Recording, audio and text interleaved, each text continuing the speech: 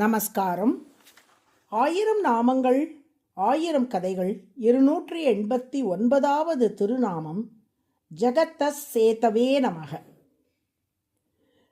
ராமனும் வானர சேனையும் கடலை கடந்து இலங்கையை அடைவதற்காக வானர வீரர்கள் மலைகளை கொண்டு வந்து கடலில் எரிந்து பாலத்தை அமைத்தார்கள். இந்த வரலாற்றை குரங்குகள் மலையை நூக்க குளித்து தாம் புரண்டிட்டு ஓடி தரங்க நீர் அடைக்கலுற்ற சலமிலா அணிலும் போலேன் மரங்கள் போல் வலிய நெஞ்ச வஞ்சனனேன் நெஞ்சத்தன்னால் அரங்கனார்க்கு ஆட்செய்யாதே அழியத்தேன் அயர்கின்றேனே என்று தொண்டரடி பொடியாழ்வார் பாடுகிறார். ஒவ்வொரு மலையும் பல குரங்குகள் சுமந்து வந்து கடலில் வீசியதாக இப்பாடலில் ஆழ்வார் தெரிவிக்கின்றார். என்ன காரணம்? குரங்குகளுக்கு பலம் இல்லையா என்றால் அது காரணமில்லை. ஒவ்வொரு குரங்குக்கும் பல மலைகளை சுமக்கும் வலிமை இருந்தது. ஆனால் மலைகளின் எண்ணிக்கையை விட குரங்குகளின் எண்ணிக்கை அதிகமாக இருந்ததாம். 70 வெள்ளம் வானர சேனையை அழைத்து சென்றிருந்தான் ராமன். அதனால் ஒவ்வொரு குரங்கும் ஒரு மலையை எடுத்து சென்றால் மீதமுள்ள குரங்குகளுக்கு ராமனுக்கு தொண்டு செய்யும் பேறு கிட்டாமல் போய்விடுமாம். அதனால் பல குரங்குகள் சேர்ந்து ஒவ்வொரு மலையையும் தூக்கி சென்று நாங்களும் ராமனுக்கு தொண்டு செய்யும் பேற்றை பெற்றோம் என்று பெருமிதத்தோடு சொல்லிக் கொண்டனவாம். இதை கண்ட ஓர் அணில், ஆஹா, இந்த வானர வீரர்கள் தமது வலிமைக்கு ஏற்றபடி ராமனுக்கு சிறப்பாக தொண்டாற்றுகிறார்களே, நாமும் நமது சக்திக்கேற்றபடி ஏதாவது ஒரு தொண்டை ராமனுக்கு செய்ய வேண்டும் என்று தீர்மானித்தது. அதனால் அந்த அணில் கடலில் மூழ்கி அந்த ஈர உடம்போடு கடற்கரை மணலில் புரண்டு அதன் பின் தன் உடலில் ஒட்டி கொண்டிருக்கும் மணலை வானரர்கள் எரிந்த கற்களில் மேல் உதறியதாம். அந்த அணிலின் தொண்டை கண்டு மகிழ்ந்த ராமன் அதன் முதுகில் தனது விரல்களால் வருடவே அணிலின் முதுகில் கோடுகள் உண்டாயின. வானர வீரர்கள் அனைவரும் அணையை கட்டி முடித்தவுடன் அதை கடந்து இலங்கைக்கு செல்ல அனைவரும் தயாரானார்கள். ஆனால் ஹனுமன் ராமனிடம், இந்த அணைக்கு நீங்கள் ஒரு பெயர் சூட்ட வேண்டும் என்று பணிவுடன் பிரார்த்தித்தார். வடமொழியில் சேது என்றால் பாலம் அல்லது அணை என்று பொருள். ராமன் அமைத்த சேது என்பதால் ராமசேது என்று இதற்கு ராமன் பெயரிடப் போகிறார் என்று வானர வீரர்கள் எண்ணினார்கள்.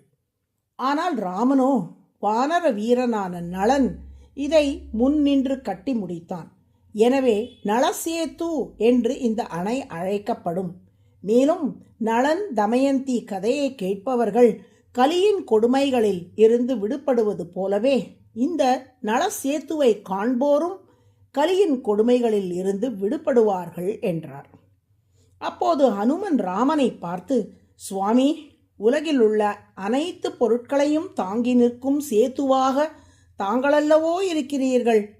தங்களது கருணையினால் இந்த அணைக்கு எங்கள் கூட்டத்தில் ஒருவனான நளனின் பெயரை சூட்டி எங்கள் வானர இனத்தை கௌரவித்துள்ளீர்கள் என்று புரிந்து கொண்டேன் என்றார். அதன் பின் இலங்கையை நோக்கி வானர சேனை புறப்பட்டது. ஹனுமன் சொன்னபடி அகில உலகுக்கும் அணையாக திகழ்கிறார் திருமால். இதை சாந்தோக்கிய உபனிஷத் ஆத்மா சசேதுர் வித்ருதிர் ஏஷாம் லோகானாம் அசம்பேதாய என்று கூறுகிறது. உலகில் உள்ள பாவம் புண்ணியம், நன்மை தீமை, நட்பு பகை, விஷம் அமுதம், இன்பம் துன்பம், கலக்கம் தேற்றம், குளிர் வெப்பம் போன்ற எதிர்மறையான விஷயங்கள் அனைத்திலுள்ளும் திருமால் இருக்கிறார். ஆனால் அவை ஒன்றோடு ஒன்று கலக்காதபடி அணையாக இருந்து அவற்றை தனித்தனியே பிரித்து வைக்கிறார் திருமால். ஆற்றின் இரு புறங்களையும் அணை பிரித்து வைப்பது போல் இத்தகைய எதிர்மறையான விஷயங்களை பிரித்து வைக்கிறார் திருமால். 1000 பசுக்கள் இருந்தாலும் கன்றுக்குட்டி தாய் பசுவை சரியாக கண்டறிவது போல பாபம் புண்ணியம் போன்ற செயல்களின் பயன்களான துயரம் மகிழ்ச்சி ஆகியவை எந்த குழப்பமும் இன்றி அந்தந்த செயல்களை செய்தவரை சென்று சேர்கின்றன அல்லவா? அப்படி உலகில் எந்த குழப்பமும் கலப்பும் ஏற்படாதபடி அணையாக இருந்து தாங்கி இயக்கும் திருமால் ஜகத் சேது என்று அழைக்கப்படுகிறார். ஜகத் என்றால் உலகம், சேது என்றால் அணை.